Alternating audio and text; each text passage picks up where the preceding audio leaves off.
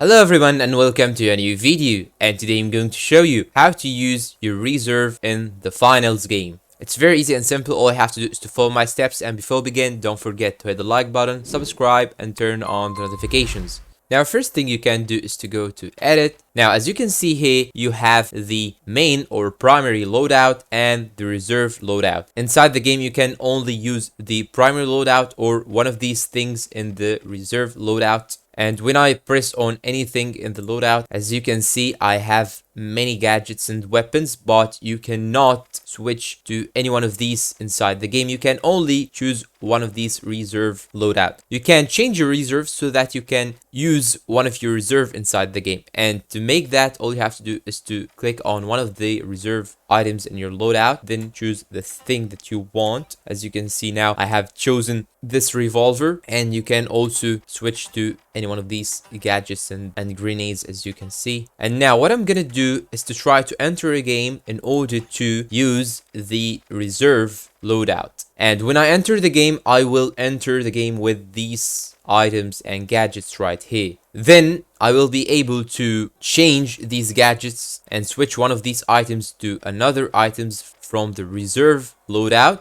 by clicking on the J button in the death cam of the game. So I'm gonna enter a game right now. So now, as you can see, I have entered the game, and this is my loadout, the primary loadout that I have chosen before the game. When I get eliminated, I can switch to one of my reserve loadout by pressing the J button. And as you can see, you can choose one of these things in the reserve. The weapon, you can only choose the weapon that you have put in the reserve. You cannot choose any weapon that you have purchased before. And the same thing for other gadgets like grenades and mines. You can only choose one of the reserve loadout inside the game. And after changing what you want, you can press on space to respawn. And that's all for today. I hope this video is useful to you all. Thanks for watching, and see you in a new video.